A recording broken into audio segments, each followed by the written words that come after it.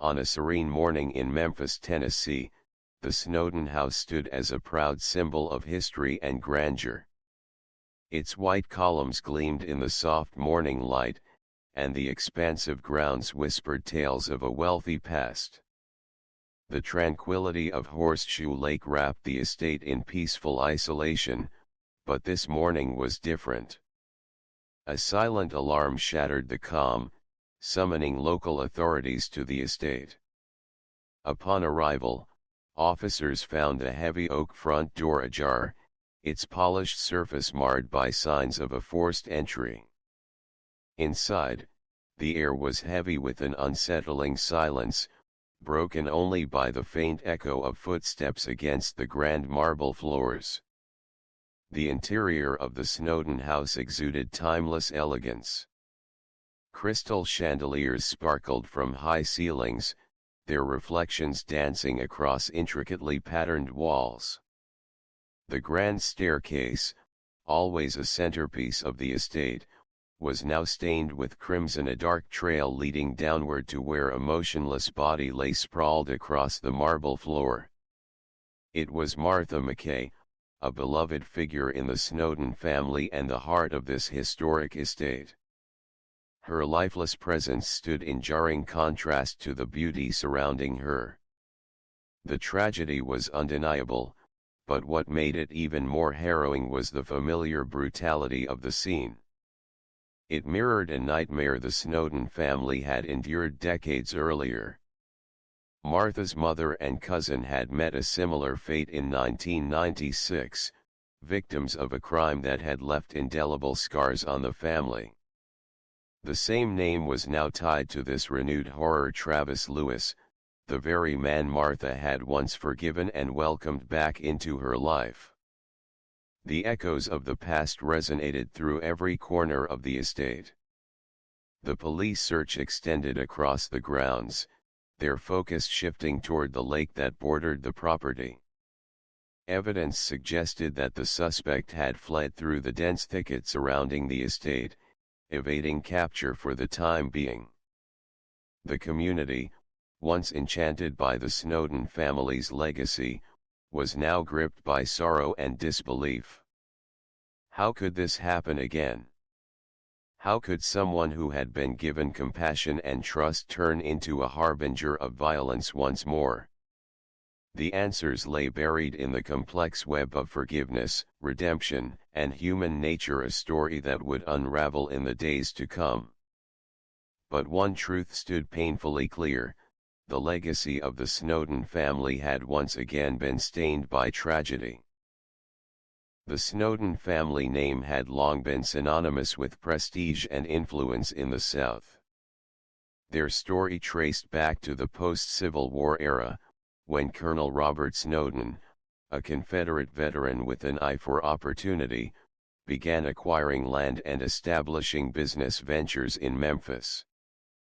Through a combination of strategic investments and influential marriages, the Snowdens secured their place among the region's most prominent families. By the early 20th century, their wealth had extended beyond Tennessee into neighboring Arkansas, where the Snowden house stood as a testament to their enduring legacy. Situated along the scenic shores of Horseshoe Lake, the estate was a sprawling 6,000-square-foot mansion, its gleaming white facade framed by manicured gardens and towering oak trees. The Snowden house was more than just a residence, it was a symbol of the family's affluence and social standing. Its halls had witnessed lavish weddings, elegant soirees, and countless gatherings that drew the elite of Memphis and beyond.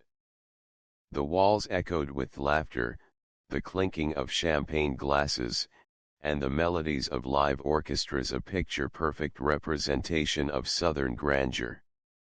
However, behind the estate's opulent exterior lay a family marked by complexity and, eventually, tragedy. Like many prominent families, the Snowdens were no strangers to the burdens that often accompanied great wealth. Maintaining their influence required constant vigilance, and the estate itself demanded meticulous care. Yet despite these challenges, the Snowdon house remained a beacon of stability and pride. Martha McKay, a direct descendant of Colonel Snowdon, embodied the spirit of her ancestors. Graceful, intelligent, and deeply compassionate, she had dedicated much of her life to preserving the estate and its rich history. Her passion for restoration transformed the mansion into a destination for weddings and events, breathing new life into the property. Martha's connection to the Snowdon house went beyond duty, it was personal. She saw the estate not just as a family heirloom but as a living testament to resilience and tradition. Her efforts ensured that the mansion remained a cherished landmark, admired by both locals and visitors. But wealth and influence do not grant immunity from tragedy. Beneath the surface of the Snowdon family's polished image lingered scars that no amount of restoration could erase. The estate had witnessed joy, but it had also been the site of heartbreak that would resurface in the most devastating way. The community admired the Snowdons for their contributions to local history and culture, but few truly understood the weight of their legacy. The grandeur of the Snowdon house masked the pain woven into its history, a history that would soon take a darker turn, forever altering the course of the family's story. As Martha McKay walked the halls of the estate she so dearly loved, she carried the burden of both her family's proud heritage and its haunting past. Her commitment to forgiveness and redemption was noble, but it was also a risk that, unbeknownst to her, would lead to devastating consequences. Horseshoe Lake, Arkansas, was a place of serene beauty and timeless charm. Nestled among lush greenery and shimmering waters, it had long been a haven for the Snowdon family, who had built their prestigious estate on its tranquil shores. Life at the Snowdon house was marked by elegance, tradition, and the steady rhythm of Southern gentility. But in September 1996, the idyllic peace of Horseshoe Lake was shattered by a crime so brutal that it would haunt the Snowdon family forever. That morning began like any other, with the soft rustling of leaves in the breeze and the gentle lapping of water against the shoreline. Sally Snowdon McKay, the daughter of Robert Snowdon II, was tending to routine matters at one of the family properties near the main estate. With her was her nephew, Joseph Lee Baker, a talented musician known for his vibrant spirit and love of the arts. The two shared a close bond, united by their connection to the family's storied legacy. The Snowdon properties were expansive, and maintaining them required a dedicated team of workers. One of those workers was a young man named Travis Lewis, the 16-year-old son of a longtime housekeeper employed by the Snowdons. Travis had grown up around the estate, familiar with its sprawling grounds and the rhythms of life at Horseshoe Lake. Despite his familiarity with the family, few could have predicted the darkness that would soon unfold. Driven by a misguided desire for quick wealth, Travis concocted a plan to rob the property. He knew the layout well and believed he could slip in undetected. But what he hadn't counted on was encountering Sally and Joseph. His plan quickly spiraled out of control. In the tense moments that followed, panic gripped Travis. The confrontation escalated, and in a desperate attempt to silence witnesses, he pulled out a firearm. The echoes of gunfire shattered the morning calm. Sally and Joseph were struck down, their lives ending in an instant of senseless violence. The aftermath was chaos. Desperate to cover his tracks, Travis set the property on fire, hoping to destroy any evidence of the crime. Flames licked at the walls, consuming cherished family belongings and turning the once pristine property into a smoldering ruin. Travis's attempt to flee was as chaotic as the crime itself. He commandeered Sally's car, a luxury vehicle that stood out starkly against the rural backdrop. But in his panic, he lost control of the vehicle, crashing it into a ditch not far from the estate. Realizing his escape had failed, he abandoned the car and fled on foot. Authorities were quick to respond. The sight of the burning property and the wrecked vehicle painted a grim picture. As firefighters battled the blaze, law enforcement began their investigation. Witnesses reported seeing a young man fleeing the scene, and it didn't take long for suspicion to fall on Travis Lewis. Evidence mounted rapidly against Travis. His familiarity with the property, combined with witness accounts and forensic evidence, left little doubt about his involvement. The community, still reeling from the shock of the crime, demanded justice. Travis was apprehended within days. His arrest brought a measure of relief to the grieving Snowden family, but it also marked the beginning of a long and painful legal process. The image of a young man who had grown up around the Snowden estate now stood in stark contrast to the reality of his actions. During his trial, the details of that fateful morning were laid bare. The prosecution painted a picture of a calculated crime that had spiraled into violence. The defense, meanwhile, sought to portray Travis as a misguided teenager who had made a tragic mistake. But the evidence was overwhelming. In the end, Travis was tried as an adult and sentenced to 28.5 years in prison. The Snowden family, still grappling with their grief, found some solace in the knowledge that justice had been served. But no prison sentence could bring back Sally and Joseph, whose vibrant lives had been cut short. The community of Horseshoe Lake mourned alongside the Snowdens. Memorial services were held, and tributes poured in for Sally and Joseph.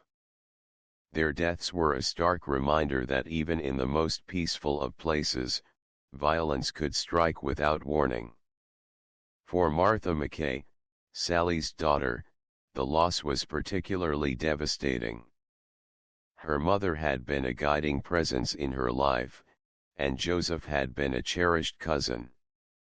The weight of their deaths hung heavily on her, shaping her path in the years to come. Despite the tragedy, Martha chose a path that few could understand. Her spiritual beliefs, influenced by Buddhist teachings, led her toward forgiveness rather than vengeance. She began writing letters to Travis in prison, seeking to understand the person behind the crime. Her decision was met with mixed reactions from her family and the community. Many saw it as a betrayal of Sally and Joseph's memory, while others admired her capacity for compassion. But for Martha, it was a deeply personal journey, one that would eventually lead to an unimaginable outcome. The Snowden family's legacy had always been one of resilience and strength. They had weathered economic downturns, societal changes, and personal losses. But the events of 1996 left scars that would never fully heal. The Snowden house, once a symbol of pride and joy, now carried the weight of sorrow. Its halls, which had echoed with laughter and celebration, were now filled with memories of loss.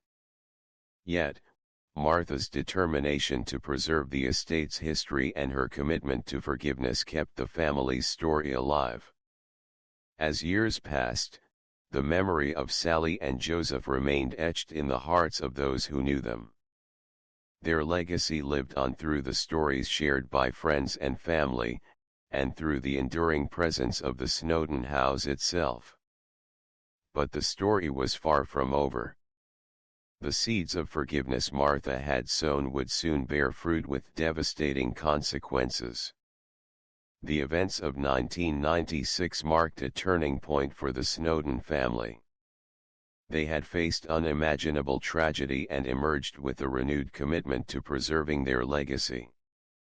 But fate had more in store, and the lessons of the past would prove both a source of strength and a harbinger of future heartbreak.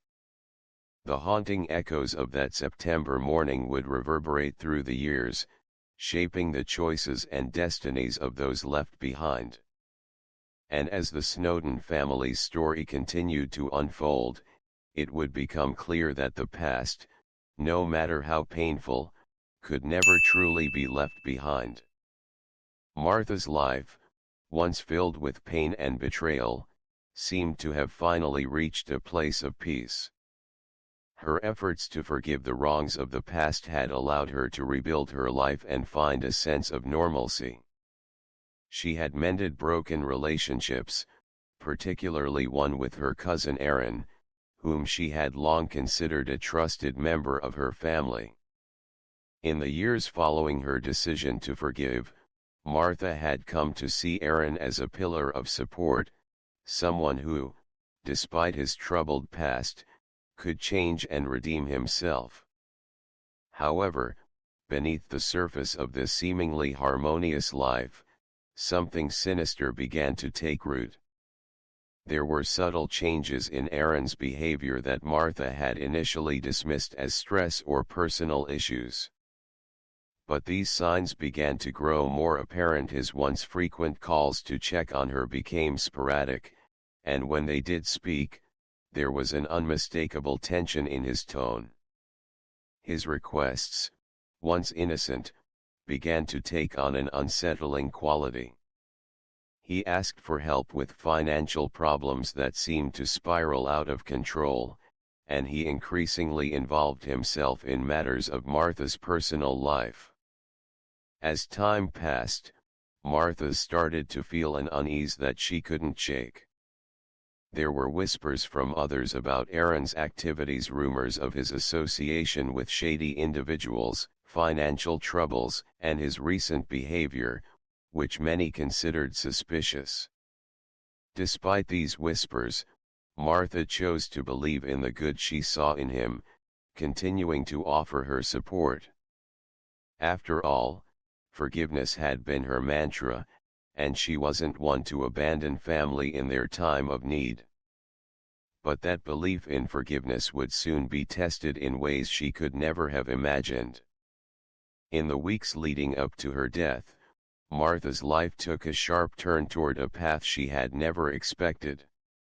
Aaron, once a comforting presence in her life, began making increasingly bizarre requests. He asked her to meet in places she didn't recognize, often far from her usual haunts. Martha noticed that he was becoming more insistent, even desperate at times. She began to feel as though she were being pulled into something she didn't fully understand, yet she couldn't bring herself to turn away from him. She still saw him as the person she had forgiven, the one who had promised to change.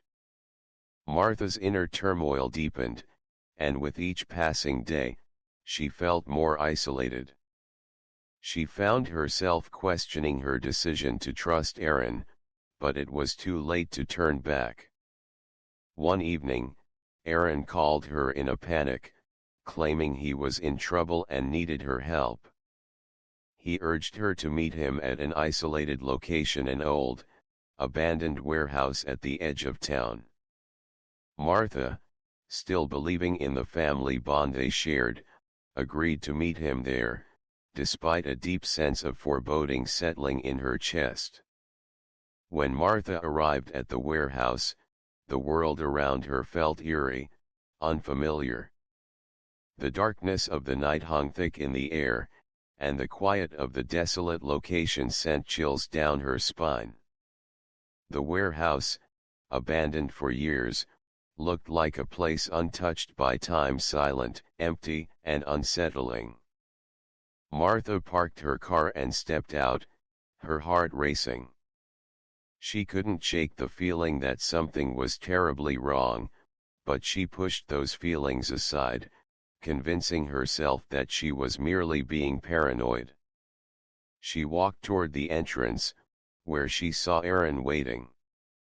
He appeared distant, almost nervous, glancing over his shoulder as if he were expecting someone or something else. Martha's concern grew, but she kept walking toward him, hoping that her worry was misplaced.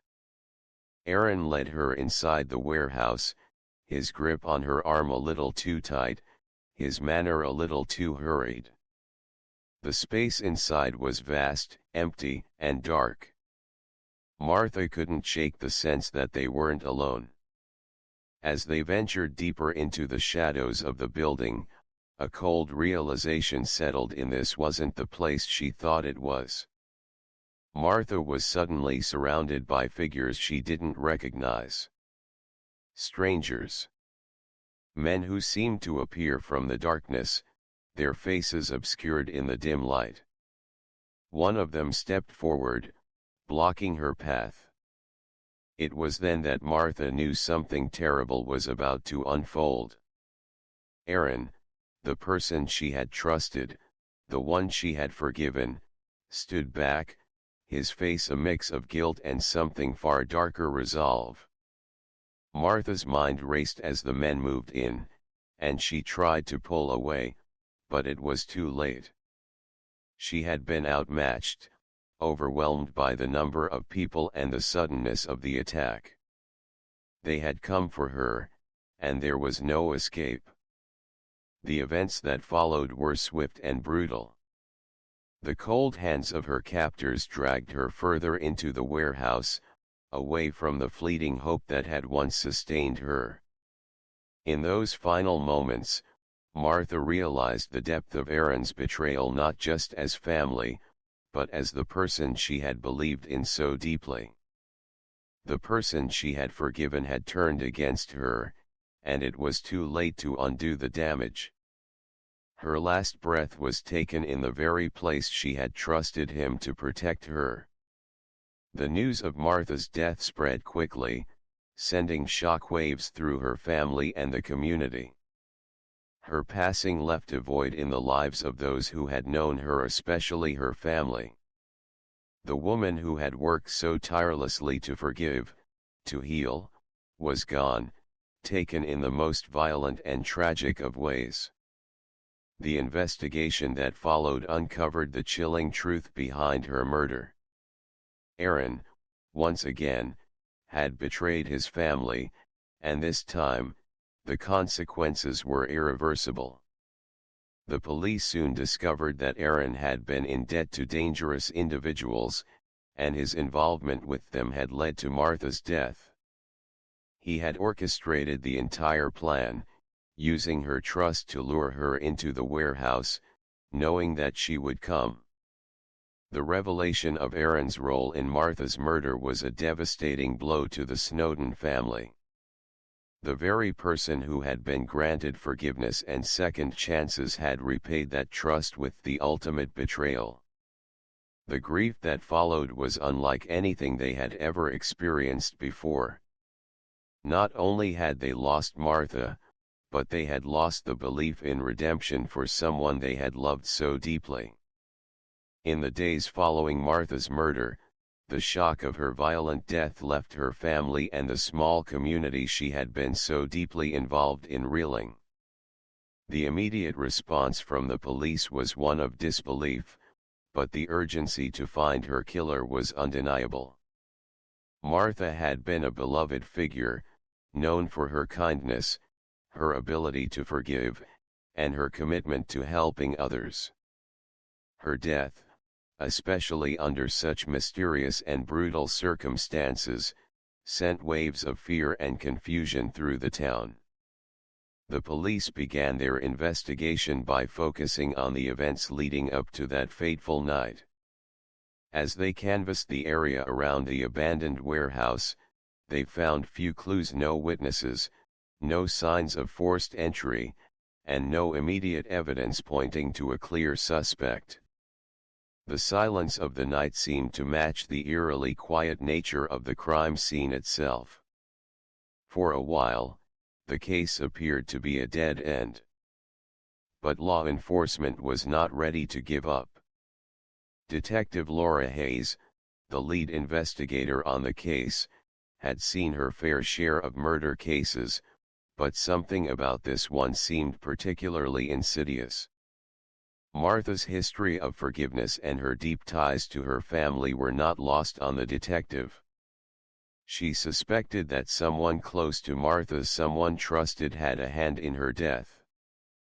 The more Hayes dug into Martha's personal life, the more the detective began to suspect that the person behind it all was someone who had been allowed back into Martha's life after making previous mistakes: her cousin, Aaron. At first, Aaron was considered a witness, not a suspect. He had been one of the last people known to have contact with Martha, and his relationship with her was under scrutiny. The authorities brought him in for questioning, but his demeanor raised suspicions. He was unusually calm, almost too calm, and when asked about the events of that night, his story was vague and inconsistent. He claimed he had met Martha at the warehouse, but that she had left suddenly when he went to take a phone call, leaving him alone. He had no explanation for why she had been there or who the men were. Detective Hayes wasn't convinced by Aaron's account. The inconsistencies in his statement and his reluctance to offer details about his own whereabouts that night made him appear increasingly suspicious.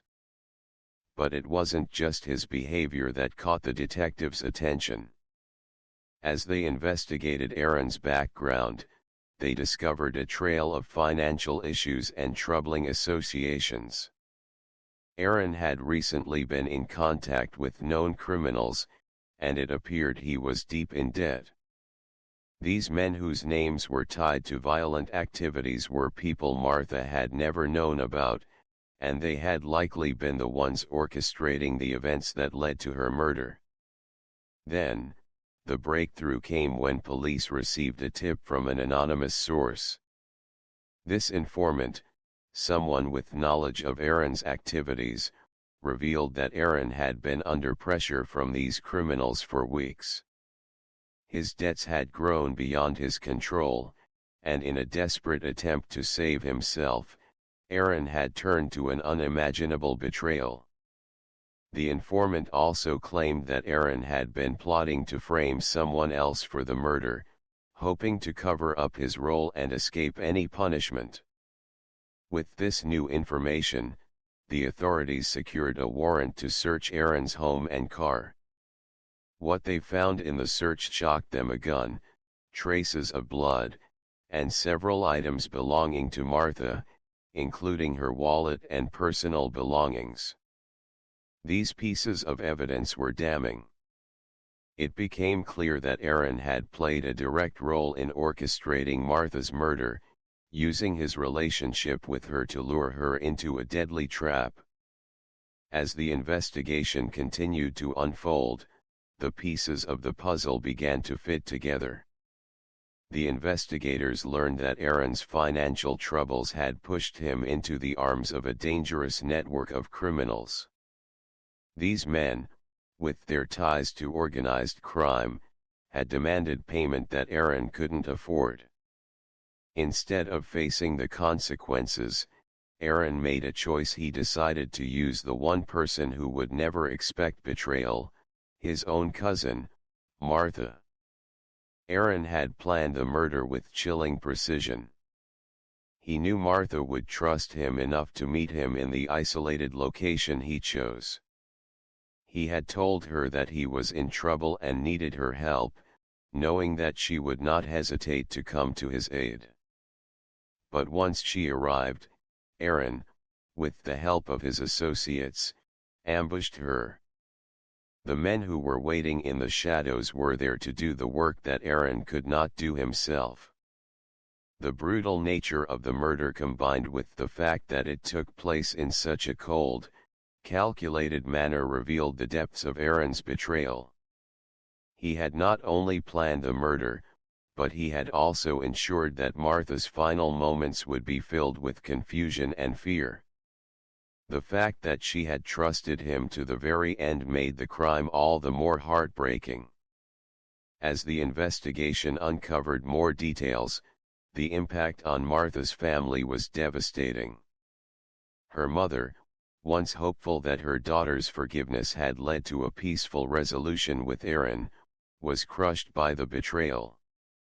To learn that the very person they had allowed back into their lives had been responsible for her death was a blow that was hard to comprehend. Martha's brother, too, struggled with the realization that Aaron, whom he had once considered family, had played such a direct role in taking his sister's life. The Snowden family had already been through unimaginable pain, but this revelation sent them into a spiral of grief and confusion. They had spent years rebuilding their relationships, but Aaron's actions shattered any hope they had for a peaceful resolution. The community, too, felt the weight of the loss. Martha had been a guiding light for so many, and her murder left a void that could not be filled. The news of Aaron's involvement in the crime sent ripples of disbelief throughout the town. The family that had fought so hard to heal from their past was once again torn apart. In the weeks following the discovery of Aaron's involvement, he was arrested and charged with first-degree murder, conspiracy to commit murder, and several other crimes related to his connection with the criminal network. The case against him was strong, and with the evidence stacked against him, it seemed inevitable that he would be convicted. However, despite the overwhelming evidence and the testimony of those who had come forward, Aaron maintained his innocence. He denied the charges and attempted to claim that he had been manipulated by the criminals he had been involved with. But the court found his defense lacking, and in a swift trial, he was convicted and sentenced to life in prison. For the Snowden family, the conviction did little to ease their pain. The loss of Martha, and the betrayal by Aaron, left a deep scar that would never fully heal. They had come to understand the complexities of human relationships, but the depths of Aaron's actions were beyond their comprehension. Martha's legacy of forgiveness had been taken from them in the most tragic of ways, and all they could do was try to pick up the pieces and honor the memory of the woman who had once given everything for the people she loved. The depths of Aaron's betrayal can be seen not only in his actions but also in the psychological factors that led him to commit such a heinous crime. Aaron's life had been shaped by a combination of external pressures and internal struggles. Growing up, he was always the underdog, someone overshadowed by the accomplishments of others in his family. While Martha and her relatives thrived, Aaron's path was more complicated. He had been involved in a series of poor decisions early in life, many of which led him down a dark and dangerous road. The psychological impact of growing up in an environment where he constantly felt inadequate cannot be underestimated. Aaron often felt overlooked by those around him, leading to feelings of resentment and anger. These unresolved emotions festered over time, creating a deep well of frustration. His relationship with Martha, once close, had turned increasingly strained over the years. The family, while forgiving him multiple times for his past mistakes, could never fully erase the shadows of Aaron's earlier actions. This constant internal conflict, wanting to fit in, but feeling constantly rejected, fed his desire to prove himself at any cost, including betrayal. When financial troubles surfaced, Aaron found himself faced with mounting pressure from dangerous individuals with whom he had associated himself. His desperate need to escape this burden led him to make a series of devastating choices, including the decision to pull Martha into his dangerous world. In his mind, she was a means to an end, someone he could manipulate for his own survival. His emotional and psychological state had become so deteriorated by the weight of his debts and the expectation to live up to others' standards that he saw no other way out but through betrayal.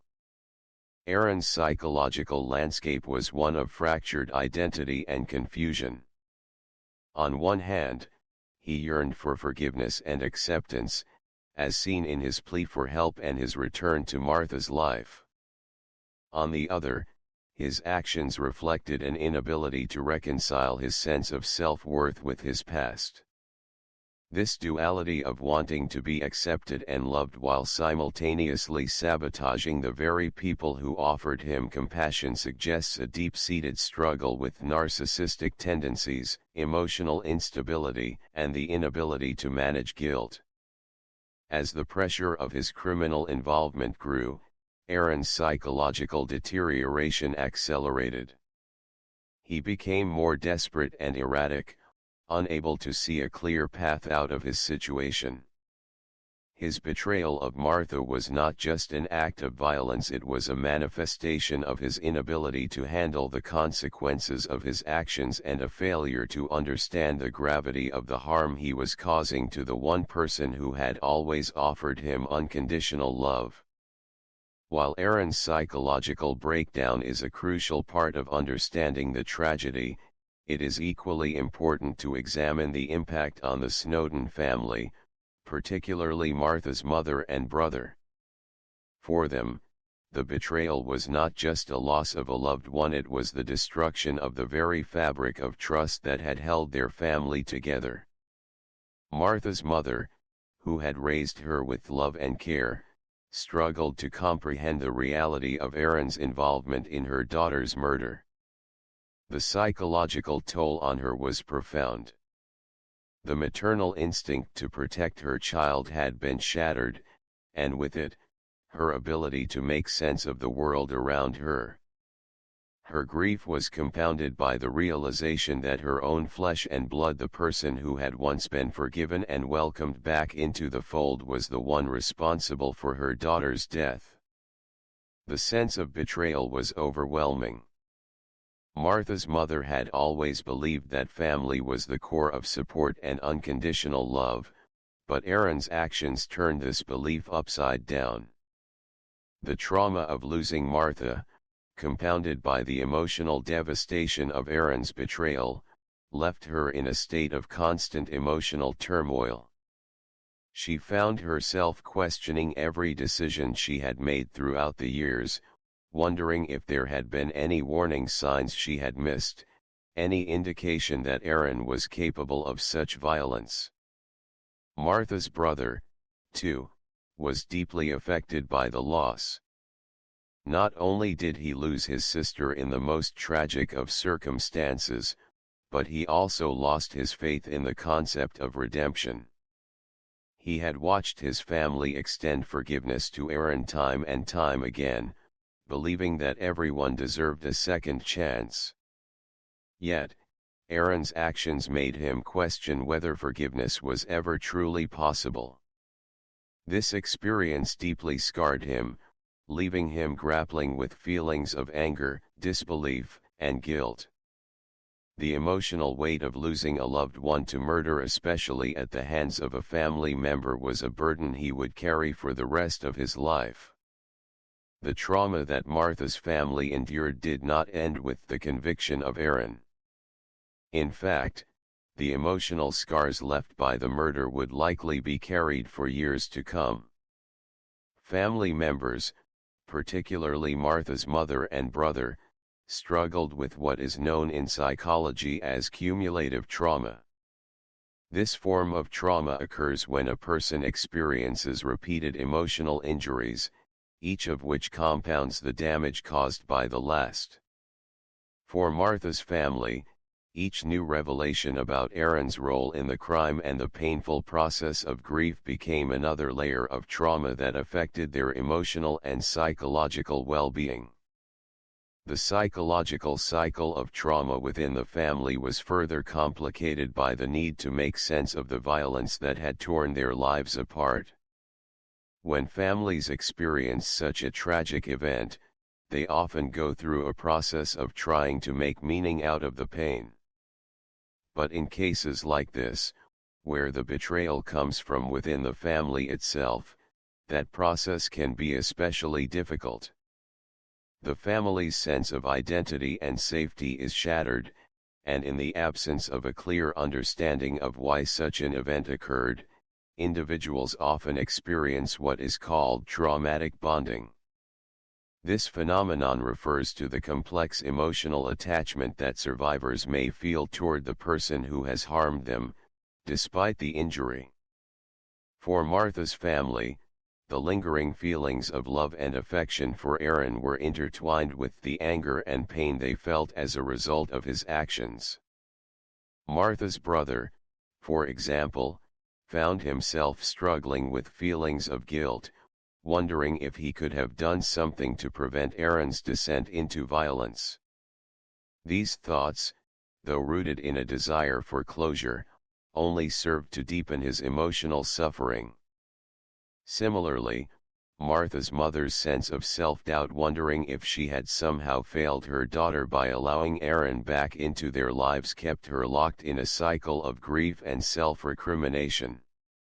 While the psychological wounds suffered by Martha's family were deep, the process of healing would require more than just time.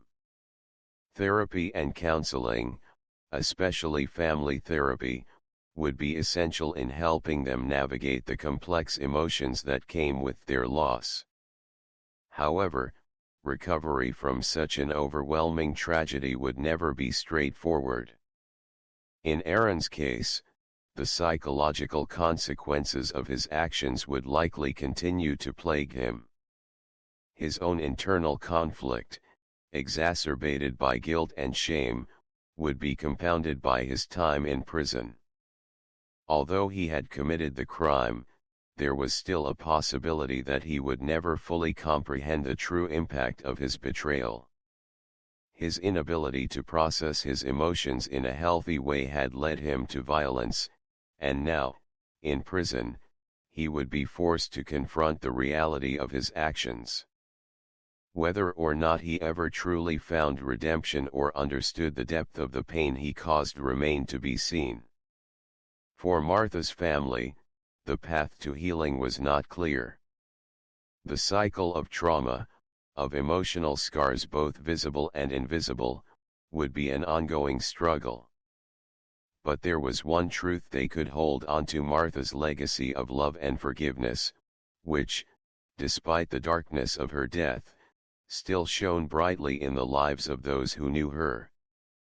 The cycle of tragedy might never fully be broken, but in the hearts of those who survived her, there remained a flicker of hope. In the aftermath of Martha's murder, one of the most painful questions that her family and the community struggled with was whether this tragedy could have been prevented. Could there have been earlier interventions that would have spared Martha's life? Could the destructive path that Aaron had taken been altered before it led to violence? Looking back, there were signs of Aaron's troubled trajectory, clues that, in hindsight, seemed painfully obvious. However, these signs were either overlooked or misinterpreted as temporary setbacks rather than symptoms of a deeper, more dangerous pattern. Aaron's early life had been marked by feelings of inadequacy and a sense of being sidelined by his family. He struggled academically and socially, often falling behind his peers. As a result, his attempts to connect with his family members were fraught with tension. His past mistakes, particularly involving drugs and petty crime, were brushed aside with hope for his reform. His family had extended forgiveness time and time again, but perhaps the cycle of forgiveness enabled Aaron to believe that his actions would never have lasting consequences. In this context, his family's repeated attempts to help him without holding firm boundaries may have inadvertently fed into Aaron's sense of entitlement and lack of accountability. Aaron's return to the family circle, particularly after his financial troubles began to mount, is another key point where intervention could have changed the trajectory of events. He reached out to Martha for support, something that, on the surface, seemed like an honest plea for help. His family had always been there for him in the past, and Martha, being the kind and forgiving soul she was, did not hesitate to offer her assistance. However, what was concealed beneath Aaron's request for help was a growing sense of desperation and the manipulation of those around him. His decision to involve himself with dangerous criminal elements and accrue unmanageable debts was a clear sign of his spiraling situation. As his behavior became more erratic and he continued to distance himself from his family, there were missed opportunities for direct intervention. Martha, who had always been the peacemaker, was perhaps too close to the situation to recognize the full extent of Aaron's descent into criminal activity. Though she was aware of his financial troubles, she was unable to see the deeper psychological and emotional issues that were driving him to make increasingly dangerous choices. From a psychological perspective, Aaron's need for validation, combined with his inability to process his emotions healthily, was a recipe for disaster. He sought external solutions: money, status, power, without confronting the internal struggles that were tormenting him. Had someone close to him, perhaps a counselor, a mentor, or a family member, recognized the signs of emotional instability or the desperate coping mechanisms he was using, it might have been possible to intervene before his situation escalated. Yet, Aaron's ability to conceal his true intentions, his growing involvement in criminal enterprises, and his calm demeanor during critical moments made it difficult for anyone to pinpoint the danger until it was too late. One of the most glaring aspects of this tragedy is the lack of mental health support available to Aaron during the years leading up to Martha's murder. Aaron's psychological decline was not an isolated event, it was part of a larger pattern of unresolved emotional trauma and instability. Mental health services might have played a crucial role in helping him understand and confront his feelings of inadequacy, resentment, and anger before they reached a breaking point. Throughout his life, Aaron was never encouraged to explore therapy or seek counseling, despite the clear emotional turmoil he experienced. His inability to regulate his emotions and impulsive behavior were likely symptoms of underlying psychological disorders, such as depression, anxiety, or even traits of narcissistic personality disorder. These conditions, left untreated, created a volatile mix of emotional instability and dangerous decision-making. Martha's family had always supported Aaron in ways that were rooted in compassion, but they lacked the tools to address his psychological needs effectively. They believed that their love and forgiveness could heal his wounds. Unfortunately, this approach failed to address the deeper issues at play. For Aaron, the inability to confront his inner demons and receive professional help allowed his psychological state to deteriorate unchecked. If there had been early intervention, such as family therapy or individual counseling, it's possible that Aaron could have learned healthier ways to cope with his feelings and prevent the violent actions that ultimately led to Martha's death. Another critical factor in the escalation of Aaron's crime was his involvement with dangerous criminal networks. These individuals preyed on his vulnerabilities, luring him into their world with promises of easy money and protection. Once trapped, Aaron found himself entangled in a web of illegal activity and debt that he could not escape. The psychological manipulation by these criminal groups exacerbated Aaron's already fragile state of mind. They preyed on his desperation, exploiting his need for validation and his desire to escape the mounting pressure of his financial troubles. The sense of power and control that he gained from his association with these criminals may have temporarily soothed his insecurities, but it also pushed him further down a dangerous path.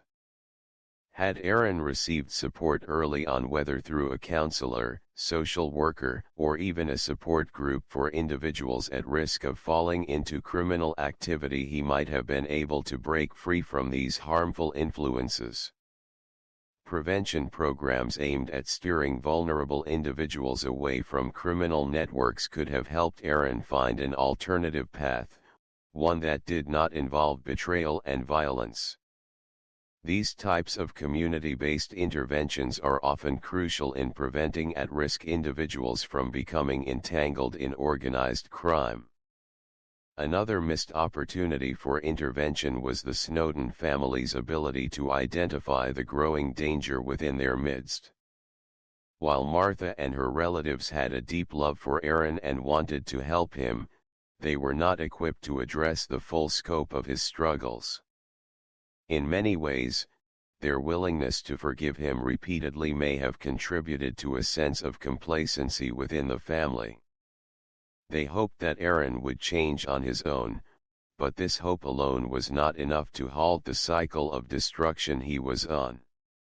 Had the family taken a firmer stance, perhaps by setting clearer boundaries or encouraging Aaron to seek professional help, they might have been able to redirect him toward healthier behaviors.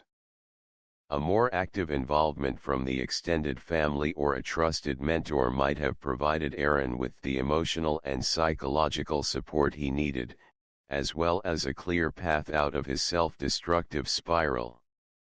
Family dynamics often play a critical role in preventing or escalating a situation like this, and in Aaron's case, the repeated cycles of forgiveness without real intervention may have enabled him to continue down his dangerous path. Law enforcement's role in preventing such tragedies is also an important consideration. In cases where individuals like Aaron have been involved in criminal activity, early intervention by law enforcement can sometimes prevent future violence. However, in Aaron's case, the criminal activities he engaged in were not immediately visible to the authorities, and the lack of direct evidence made it difficult to intervene before it was too late. Community support programs that focus on crime prevention, mental health awareness, and intervention for at-risk individuals could have made a significant difference in Aaron's life. These programs, often run by local governments or nonprofit organizations, aim to provide education, resources, and support to individuals at risk of falling into criminal activity. Had Aaron been involved in such a program, he might have found a path to self-improvement, rather than descending further into the world of crime and violence. In the end, the question remains, could Martha's death have been prevented? The answer is not straightforward. While there were numerous opportunities for early intervention both for Aaron and for the Snowden family, the complexity of the situation, the deep-seated psychological issues at play, and the influence of criminal networks made it incredibly difficult to predict or prevent the events that ultimately unfolded. While the pain and grief that Martha's family now carries will never go away, the lessons learned from this tragedy could potentially serve as a guide for others. It's clear that a combination of family support, mental health intervention, and early detection of risky behavior could have changed the outcome. Yet, the harsh reality is that no amount of preparation or foresight could have fully shielded Martha from the betrayal that led to her death. As painful as it is, this tragedy stands as a reminder of the importance of not only loving and forgiving those we care about but also holding them accountable and seeking professional help when it's needed most. In the end, the story of Martha McKay's life and her tragic death at the hands of someone she had loved and forgiven so many times leaves us with powerful lessons. While the pain and grief of her family remain impossible to measure, there is also a deeper truth that emerges from this heartbreaking tale: love, when not tempered with boundaries and accountability, can sometimes become a double-edged sword. Martha's story is one of incredible compassion and selflessness. She was someone who, despite the turmoil in her own life, consistently reached out to others with kindness. She welcomed Aaron back into her life time and time again, offering him forgiveness and support. Her legacy was built on a foundation of love, one that sought to heal and repair the wounds of the past.